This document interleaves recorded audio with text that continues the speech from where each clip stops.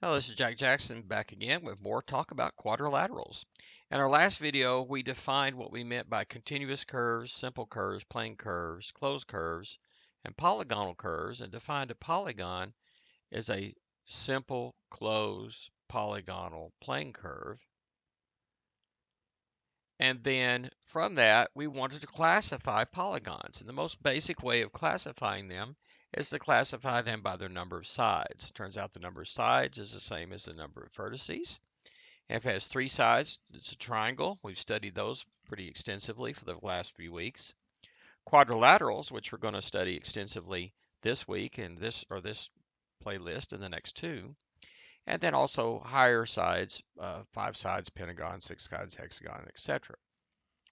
Notice how when we take triangles, there's not a lot there. Just 3 sides, 3 interior angles, no diagonals. And we can classify them though by their sides or by their angles. Here's the classification according to the lengths of the sides or how many congruent sides you have. We have scalene triangles which don't have any congruent sides. All 3 sides are different lengths. Isosceles triangles which have at least one pair of congruent sides or 2 sides or more the same length. And equilateral triangles were a subclass of isosceles triangles where all 3 sides were congruent to each other. All 3 sides had the same length. So we see quadrilaterals then are now right square in this midst of this higher level hierarchy classification system. Now, what are some properties that all quadrilaterals have? And this is going to be true whether we're talking about Euclidean, hyperbolic, or spherical geometry. They're simple, closed, polygonal plane curves. Actually, this is true in taxicab geometry as well.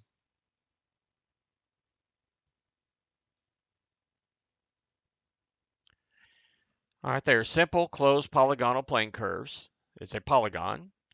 It's got 4 vertices, which are 4 distinct coplanar points, no 2 of which are antipodal and no 3 of which are collinear. It's the union of 4 sides, the line segments AB, BC, CD, and DA. For quad ABCD.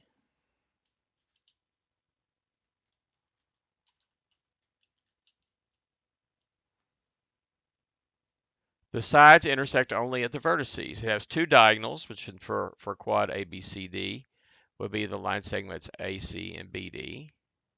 Again, that's for this quadrilateral.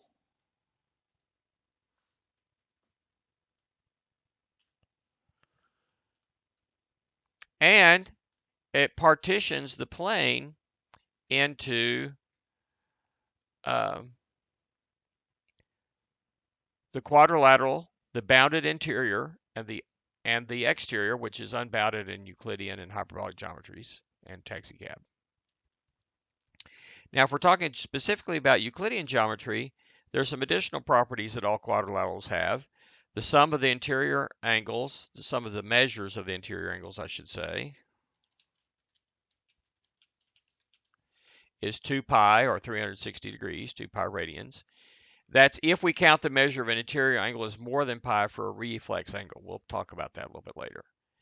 They cannot have all obtuse interior angles, and they cannot have parallel diagonals.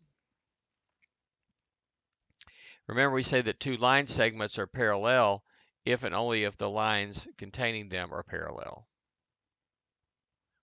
And so we'll come back to this in a minute, but here's again a list of some properties of quadrilaterals. They have 8 exterior angles as well. We're going to come back to my sketch here, my GeoGebra activity here as well.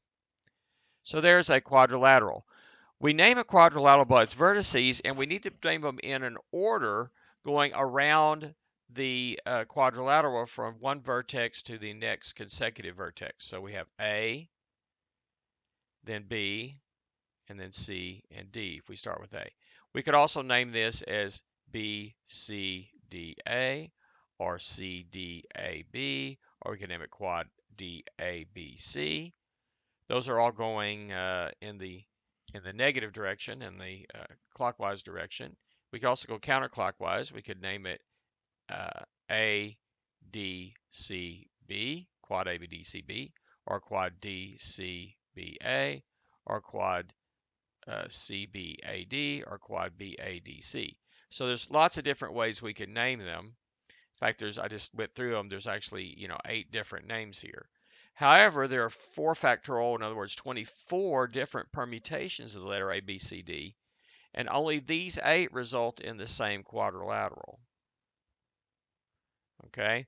For example, quadrilateral ABDC would not be an appropriate name because it says that you're going from A to B, then B to D, and D to C, and then from C back to A. So it would include this line segment, this one, this one, this one, and this one, and we see that that's not a quadrilateral because it's not simple. Sides BD and CA intersect at a point E that's not a vertex point, so it's not simple. If you trace it, you cross back over the same point twice without it being the beginning and end point. Okay? So in fact, if I give you 4 distinct non-coplanar points, no 3 of which are collinear, no 2 of which are antipodal, then a quadrilateral will exist with those 3 points, but only one quadrilateral. In fact, only one of quadrilateral ABCD, quad ABDC, and quad ACBD exists because only one of these combinations of these 3 will be simple. In this case, of course, it's ABCD is the one that exists. Okay. Now, that's about quadrilaterals in general. So let's take a look real fast at just some quadrilaterals in general. So here are my geometry collected resources, and we get to quadrilaterals. I have this one for classification of quadrilaterals in Euclidean geometry, and let's open that in the app. This is a massive GeoGebra activity that contains an extremely large amount of information. Okay, let's see. Okay, so this is an introduction here. There's our hierarchy graph of where quadrilaterals, different types of quadrilaterals, we're going to get to that. It's going to be one of the main points of what we're going to be doing over the next few videos. Here's some definitions of some basic types of quadrilaterals, but here's a general quadrilateral. So there we can see it. It has 4 different sides, 4 vertices. You can see the lengths of those sides there given in GeoGebra. It is now it can be degenerate. You can make it where it's not simple, so that's no longer a polygon. You can make it where those might be collinear, so that's a triangle, not a quadrilateral. And some other ways you can make it degenerate. You could degenerate all the way down to 1 point or a couple line segments or some different things you could do there if these points are not distinct. Okay, and what do we can mark the angles with this click right here, and it marks and measures them. Right now it's measuring them in radians. You could also go over here in GeoGebra and turn it into degrees if you want. Let me show you how to do that. Let's see, go to this button, just click right here. Go to, I think it's this one. No, it's just the algebra view. I don't want that.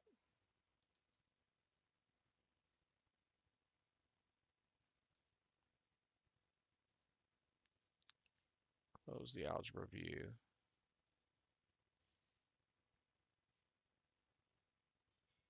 Settings, here we go. Global settings here. If we click on this one that looks like a graph, we can convert to degrees, and so you can measure in degrees, or you can measure in radians. So you have a choice of switching back and forth. If you like degrees better, you can do that. I like radians better, so we're going to use radians from right now.